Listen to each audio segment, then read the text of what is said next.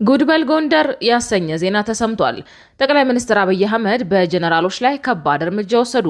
የአማራ ክልል ከፍተኛ ባለስልጣናትም ከስልጣን መባረራቸው ታውቋል። ዛሬ ከ4 ኪሎ የተሰሙት ጠንካራ ውሳኔዎች በአደገኛ ሴራ የታጀቡ ናቸው። ጤና ይስጥልኝ። ይህ አዲስ ፖስት ሚዲያ ነው። ለእናንተ የሚመጥኑ ሰበር ዜናዎችን አጠናክረን መተናል። ዋና ዋናዎቹን እናስቀድም። 4 ኪሎ ላይ ምን እየተከሰተ ነው የሚለው የበርካቶች መልስ አልባ ጥያቄ ሆኗል። እርግጥም ቤተ መንግስቷ እየተናጠች ነው። እርስ በርስ መተማመን ጠፍቷል። ገዢው ፓርቲ ጥላውን እንኳን ማመን ተስኖታል። ከሲቪል አመራሮች እስከ ወታደራዊ አመራሮች ድረስ የእርስ በርስ መተማመን የሌላቸው ሆኗል። ዛሬ የተወሰደው እርምጃ ይህንኑ የሚያሳይ ሆኗል። አብይ መፈንቅለ መንግስት ሊያደርጉብኝ ይችላሉ ብለው የፈሯቸው ጀነራል ከስልጣን አንስተው ከ4 ኪሎ አርቀው ሾመዋቸዋል። በ4 ኪሎ ምን እየተከሰተ እንደሆነ ማወቅ ለሚፈልግ እስከ መጨረሻው ይከተለን። በትግራይ የድሮን ጥቃት ማስጠንቀቂያ ተሰጠ። ህዝቡ ራሱን ከድሮን እንዲከላከል ታዟል። ከሰሞኑ በድሮን ጥቃት የበላይነት የተወሰደበት ህወሓት ህዝባዊ የአየር ጥቃት መከላከያ ስርዓቶች ተግባራዊ እንዲደረጉ ትዕዛዝ አውርዷል። ወደ ተሟላ ጦርነት ለመግባት መቁረጡንም አረጋግጧል። በዝርዝር እናስደምጣችኋለን። ጦሩን ራያ ድረስ ያሰማራው ሻዕቢያ ተበዳይ ሆኖ ብቅ ብሏል። ዓለም የኢትዮጵያን የባህር በር ጥያቄ በቅጡ መረዳቱ ያንገበገበው ይመስል ዓለም አቀፍ ተቋማት የኢትዮጵያ የባህር በር ጥያቄ እንዴት ይቀበሉታል ሲል አዲስ መግለጫ አውጥቷል። በተጨማሪም ኤርትራ ያለው አገዛዝ አምባገነን አይደለም ሲል ግርምት የሚጭር አስተያየት አስፍሯል። ትሰሙታላችሁ። የተወደዳችሁ የቻናላችን ቤተሰቦች እነዚህንና ሌሎች መረጃዎችን አጠናክረናል። ቪዲዮን ላይክ አድርጋችሁ በመጀመር አብራችሁን ቆዩ። ወደ ዝርዝሩ እናምራ። በትግራይ የድሮን መከላከል ትዕዛዝ ተሰጠ። በድሮን ጥቃት የበላይነት የተወሰደበት ህወሓት ህዝባዊ የአየር ጥቃት መከላከያ ስርዓቶች ተግባራዊ እንዲደረጉ ትዕዛዝ አውርዷል። ከሸረሪና እስከ ራያ በድሮን ጥቃት ከባድ ኪሳራ ያስተናገደው ቡድኑ ወደ ተሟላ ጦርነት ለመግባት መቁረጡን ዛሬ ባወጣው አዋጅ አረጋግጧል። ህወሓት የጦርነት ጊዜ ህዝባዊ የአየር ጥቃት መከላከያ ወይም ሲቪል ዲፌንስ የጥንቃቄ እርምጃዎች እንዲወስዱ በይፋ አውጇል። የሲቪል አየር ጥቃት መከላከያ እርምጃዎችን መውሰድ አስቸኳይና ወሳኝ የህልውና ጉዳይም ነው ተብሏል። ቡድኑ የኢትዮጵያ መንግስት ለማፍረስ በትግል ላይ ነኝ ያለ ሲሆን የታጠቀውን ኃይል የህዝቡን መብትና ህልውና ለማረጋገጥ ዋጋ እየከፈለ ነው ብሏል። ህወሓት ሰራዊቱ ዋጋ እየከፈለ መሆኑን ያረጋገጠው ራያ ላይ ከሰሞኑ በተደጋጋሚ የድሮን ድብደባ ከተፈጸመበት በኋላ ነው። በሰሞነኛው ጥቃት ከታጠቀው ኃይል በተጨማሪ በየቤታቸውና በመደበኛ እንቅስቃሴያቸውም ላይ የነበሩ ንጹሃን ዜጎች የድሮን የአየርና የከባድ መሳሪያ ድብደባ ሰለባ ሆነዋል ሲል ከሷል። ቡድኑ በድሮን ጥቃቱ ሰላማዊ ሰዎች ተገድለዋል ቢልም እንደ ቢቢሲ ያሉ ዓለም አቀፍ ሚዲያዎች ግን በጥቃቱ ከሲቪሊያን ይልቅ የህወሓት ታጣቂዎች መገደላቸውን ነው ያረጋገጡት። በኃያላኑ ፊት ሞገስ ማጣቱን የተረዳው ቡድኑ በሰሞኑ ኦፕሬሽን ንጹሃን ኢላማ እየሆኑ ነው በማለት ዲፕሎማሲያዊ ትርፍ ለማጋበስ እየሞከረ ነው። የሆነ ሆኖ ህወሓት በዚህ መግለጫው በሰሞንኛው የአየር ጥቃት መራር መስዋዕት እየተከፈለ መሆኑን አንስቷል።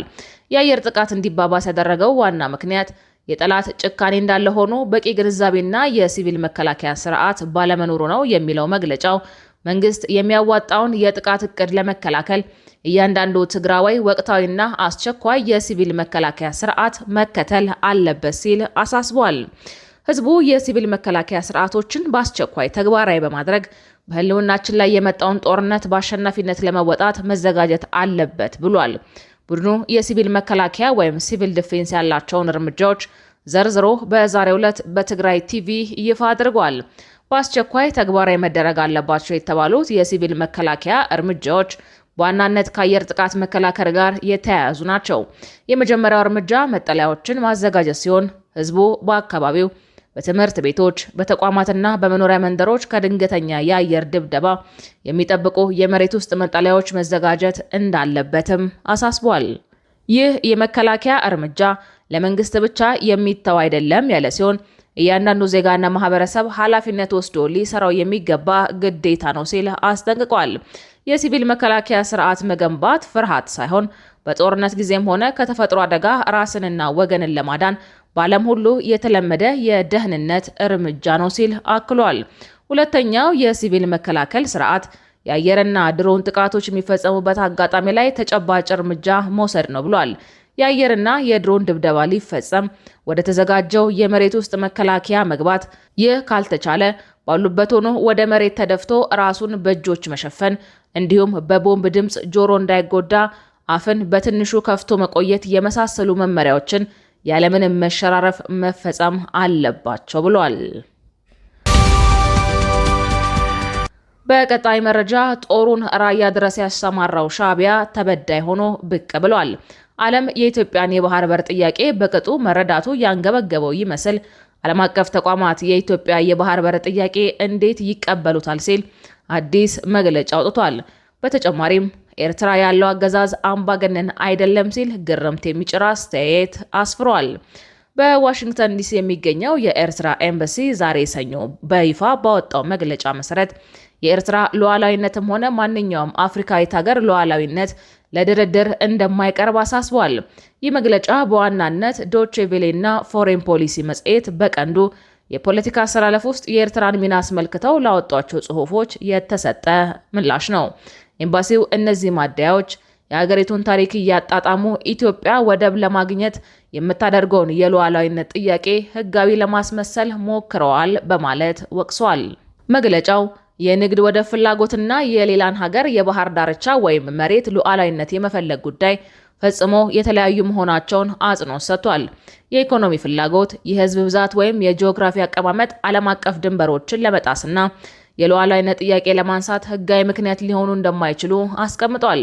የባህር በር አልባ የሆኑ ወይም ላንድ ሎክድ ሀገራት ግዛት ሳይጠየቁ በስምምነት የጎረቤቶቻቸውን ወደብ እንደሚጠቀሙ ያነሳው መግለጫው የንግድ ፍላጎት የትብብር እንጂ የመሬት ባለቤትነት መብትን እንደማያስገኝ አብራርቷል። ሚዲያዎቹ ኤርትራ ከኢትዮጵያ እንደተገነጠለችና አዲስ አበባን ያለ ባህር በር እንዳስቀረች አድርገው ማቅረባቸው የኮነነው ኤምባሲው ይህ ድርጊት አሁን ላይ ለሚነሱ የድንበር ጥያቄዎች ሽፋን የሚሰጥ የታሪክ ስህተት መሆኑን አስመዝግቧል። ኤርትራ በአውሮፓውያን የቅኝ ግዛት ወቅት እንደ አውሮፓውያን አቆጣጠር በ1890 የራሷን ዘመናዊ ድንበር ያበጀች ሀገር እንደሆነችና በ1993 ዓ.ም በተካሄደው ህዝበ ውሳኔ 99.8 በሚሆን ድምፅ ነፃነቷን ማረጋገጧን አስታውሷል። በተጨማሪም የኤርትራና ኢትዮጵያ የድንበር ጉዳይ እልባት ያላገኘ እንዳልሆነና እንደ አውሮፓውያን አቆጣጠር በ2002 ዓ.ም በተፈረመው የአልጀርሱ ስምምነት መሰረት በገለልተኛው የድንበር ኮሚሽን ወይም ኢኢቢሲ የመጨረሻና አስገዳጅ ውሳኔ ማግኘቱን መግለጫው በድጋሚ አረጋግጧል። ከዚህም ባሻገር ኤርትራ ከግብጽ፣ ሶማሊያ፣ ሳውዲ አረቢያ፣ የተባበሩት አረብ ኤሚሬትና አሜሪካ ጋር ያላትን ግንኙነት የቀይ ባህር ሀገር በመሆኗ የሚመነጭ የደህንነት የንግድና የኢንቨስትመንት ትብብር እንጂ ሚዲያዎቹ እንዳሉት ኢትዮጵያን ለማግለል የታለመ ፕሮጀክት እንዳልሆነ ኤምባሲው አስተባብሏል። በተመሳሳይ የሀገሪቱን አንጻራዊ ሰላምና መረጋጋት እያመኑ በሌላ በኩል ደግሞ ስርዓቱን አምባገነን እያሉ መፈረጅ የእርስ በርሱ የሚጋጭ መሆኑ ተችቷል። ኤርትራ የማንንም ሀገር መሬት እንደማትፈልግና ከኢትዮጵያም ሆነ ከሌሎች ጎረቤቶቿ ጋር ሰላማዊ ግንኙነት እንደምትፈልግ መግለጫው አስታውቋል። የሀገሪቱ ሉዓላዊነት ግን በማንኛውም የጂኦፖለቲካዊ ድርድር ውስጥ እንደማይገባ በጥብቅ አስገንዝቦ ይህ ሉዓላዊነት ዓለም አቀፋዊ እውቅና ያለው ሕጋዊ መብት መሆኑንና የማንኛውም አፍሪካዊት ሀገር ደህንነት ሉዓላዊነትና የግዛት አንድነትም በዚህ መርህ ላይ የተመሰረተ መሆኑን በግልጽ አጠናቋል። ኮሚሽኑ የስምምነት ሰነድ ከነገ በስቲያ እንደሚፈረም ታወቀ። በምክክሩ በአብዛኞቹ አጀንዳዎች ላይ ከስምምነት መደረሱንም ዛሬ ኮሚሽኑ አስታውቋል። የኢትዮጵያ ሀገራዊ ምክክር ኮሚሽን ከ30 ቀናት በላይ ሲካሄድ በቆየው ምክክር የተነሱ ሀሳቦችን የማሰባሰብና የማጣጣም ሂደት እያጠናቀቀ መሆኑን አስታውቋል።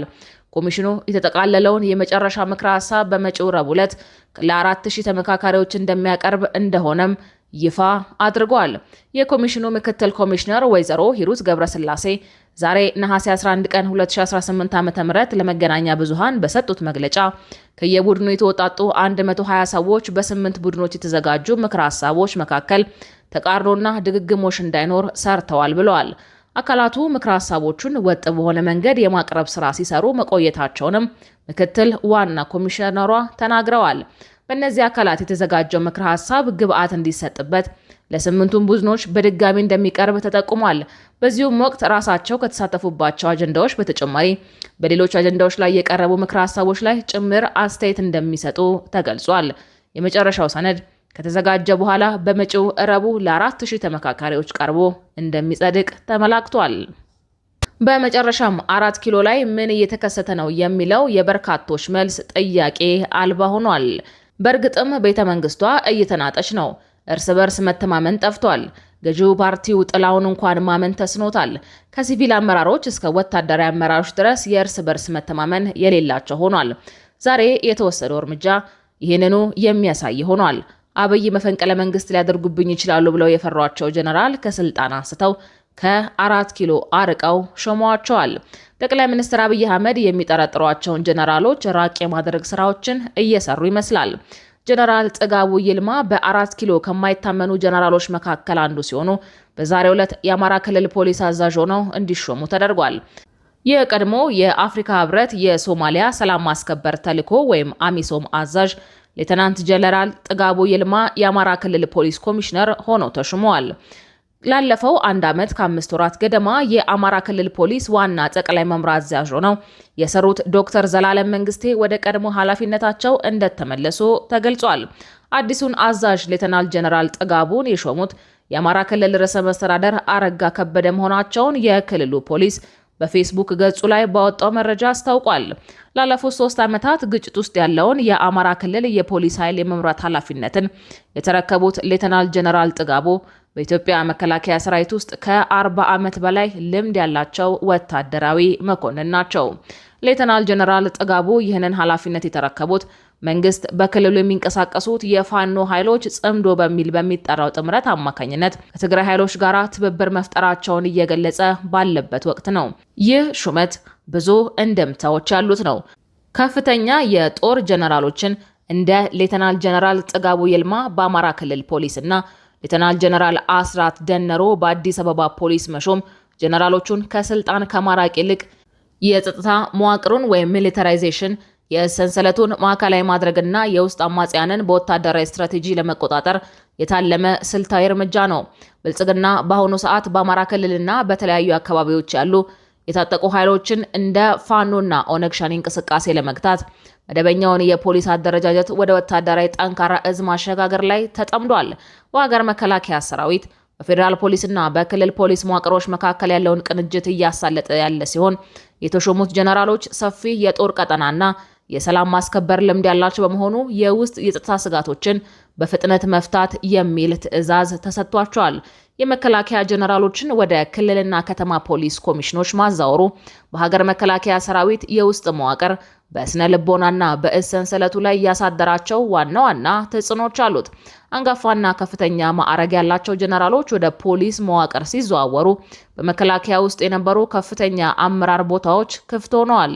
ይህም ወጣትና መካከለኛ መኮንኖች ማለትም ሜጀር ጀነራሎችና ብርጋዴር ጀነራሎች ወደ ላይ እንዲያድጉና አዳዲስ የእዝ ቦታዎች እንዲይዙ ምቹ ሁኔታ ፈጥሯል።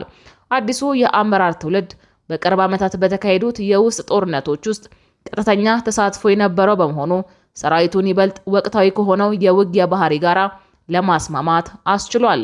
በተጨማሪም በባህላዊ አሰራር መከላከያ ሀገርን ከውጭ ጠላት የመጠበቅ፣ ፖሊስ ደግሞ የውስጥ ሕግ የማስከበር ድርሻ አላቸው። ጀነራሎች የፖሊስ መሪዎች ሲሆኑ ግን በመከላከያ ሰራዊት ውስጥ የኛ ሚናና የፖሊስ ሚና ምንድነው የሚል የተቃዋሚ ማንነት ብዥታ ሊፈጠር ይችላል። በሰራዊት ውስጥ ያሉ መኮንኖች ወደ ሲቪል ወይም ፖሊስ መዋቅር መዛወርን እንደ ሹመት ወይም ሽልማት ወይስ እንደ ማግለል ወይም ከማስመር ማስወጣት አድርገው እንደሚመለከቱት ይወሰናል። ሹመቱ ከፍተኛ በጀትና ስልጣን ባላቸው ተቋማት ላይ በመሆኑ ለታማኝ መኮንኖች የተሰጠ ሽልማት ተደርጎ ሊወሰድ ይችላል። ይህም በሰራዊቱ ውስጥ ለጠቅላይ ሚኒስትሩ ያለውን ታማኝነት የመወዳደር ስሜት ይፈጥራል። ክቡራትና ክቡራን የአዲስ ፖስት ሚዲያ ቤተሰቦቻችን ለሰዓቱ የተዘጋጁት መረጃዎች እነዚህን ይመስሉ ነበረ። መረጃዎቻችንን እስከ ፍጻሜው ድረስ ስላደመጣችሁ ከልብ እናመሰግናለን።